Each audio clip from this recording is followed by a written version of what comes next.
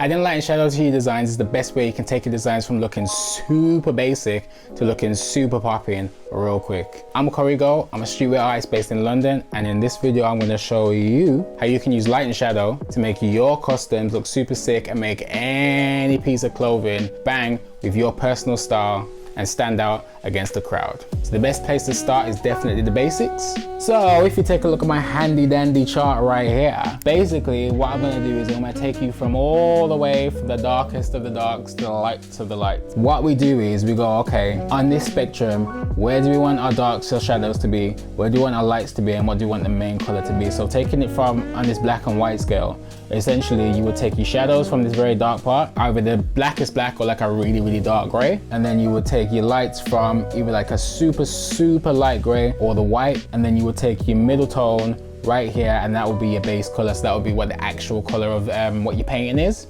Super simple. And the same thing relates exactly to the color one. So for example, I'm going to use this purple, and essentially it goes from black, once again, super dark black or like a really, really dark purple.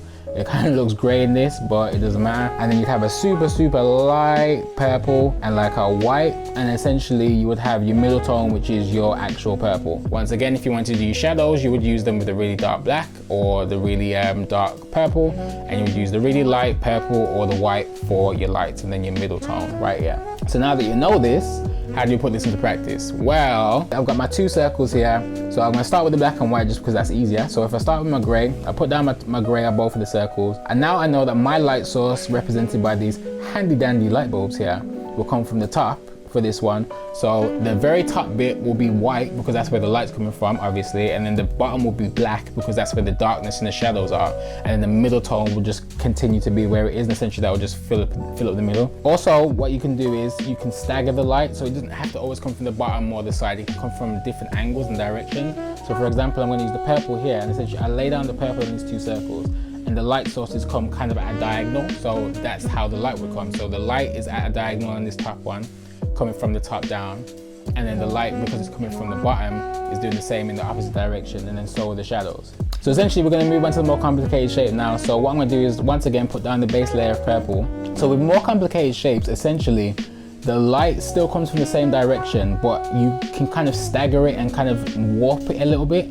And what this does is it kind of gives you a more dynamic shape. So rather than just being flat and literally a straight diagonal of the light to the darkness, you kind of make it wavy. In this one, I've kind of made it like kind of straight lines. And so I've started from the top corner, I've gone down with the light, and then I've done the reverse with the black. And I've like, once again, I haven't just done straight black, black, black, straight line, purple, straight line, white, because that looks a bit off. Like I've kind of like used a bit of creative license with it. And this is interesting because it kind of gives you a more dynamic shape, so it doesn't look as flat on the page. Once you get the hang of this, it's a super useful way of adding really great depth to what can sometimes just be a simple design and then really turn into something that looks like, wow, like, oh shit, how did you make that? Because these times I am whack, but y'all would never know it because I be shading. So now that we've got this sorted, essentially all we need to do now is start painting our design.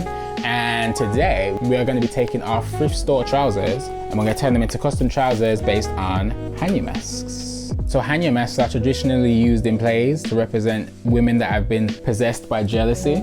Usually the mask comes in red, but in this case we're going to be using this purple and grey because I think it looks sick. So these are the materials that we're going to be using for this costume. Some thrift store trousers, fabric paint, I'm using Set to Color by Pebeo, medium-sized brushes to color in large areas, and fine tip brushes for small details, cutting knife, scissors, electrical tape, and a hairdryer, just to speed up the process a little bit. What I'm going to do is I'm going to take my design, which I've made already beforehand on Adobe Illustrator, and what I'm going to do is I'm going to cut it out and use it as a stencil. If you want to make this design yourself, I've actually kindly made a template which you guys can use. You can download it. It's the first link in the description down below. And essentially it's 2 pages. It gives you the base layer where you would draw around to make the actual shape. And then it gives you a second layer where you basically cut out the design. Kind of like what I'm doing, but it's a little bit easier in the template. So if you want it, it's free. Go down there, take a look, and you can get started making your own design. Also, if you want to see an in-depth version of me doing this whole process, then you can watch this video, which is linked up here in the card. And essentially what I do is I go through this entire process just a little bit more in depth and kind of show you how to do it. But in this video, we are talking about light and dark. So let's move on. So now that we've got this down, essentially what I've done is I've gone over my pencil lines with a fine tip brush. using black ink just to get my outline. And essentially what this does is it means it's just easier for me to color everything else in. So essentially now I'm just moving on to the coloring in. So I'm starting off with the purple. Like I said, the reason I'm using this purple is because I think it's just a dope color first of all, but also it kind of matches my sneakers. And that's the thing about streetwear art, is that it's all about you and it's about your personal style. It's about taking something that already exists and turning it into something that matches you more specifically. So I'm gonna start off with this purple because once again, I think it's dope.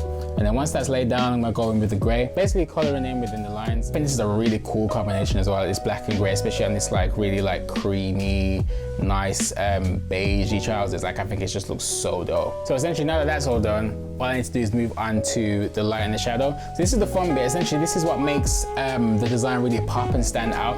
So once again, all I'm gonna do is I'm gonna use our rules from before. Look at where I want my light to come from. So me, I want my light to come from the top, and then I just use a bit of creative license about where I'm gonna put the shadows. If you guys decide to do this yourself with the template down in the description, what I've done is I've kept it very simple. So I'm just giving you the base layer, which is the gray that you would lay down, or whatever light color you would lay down. And I'm just giving you basically the outlines, but you can decide where the shadows go and you can decide your own colors. Because like I said, it's all about you and what you want. I'm just gonna use a bit of creative license where I'm gonna put these shadows.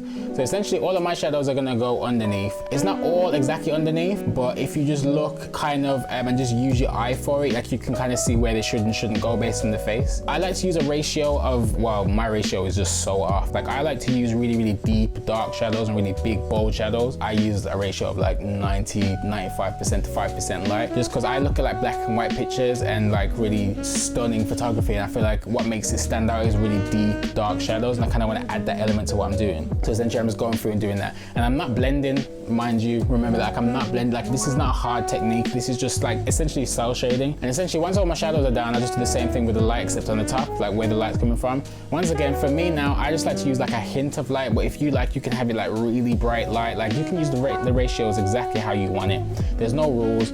Well, there are rules. Essentially, it needs to come from one direction. But once you've sorted that out, there's no rules about how much you're using, because the rules are basically there just to give you a guideline. And after that, you can pretty much make it work yourself. So now you can pretty much see there's a large difference between how it looked before when it was just an outline and how it looks now. Like I said, if you want this template, first link down in the description. If you like this video, please give it a like. Subscribe if you want to see more, and I will be back real soon. Peace.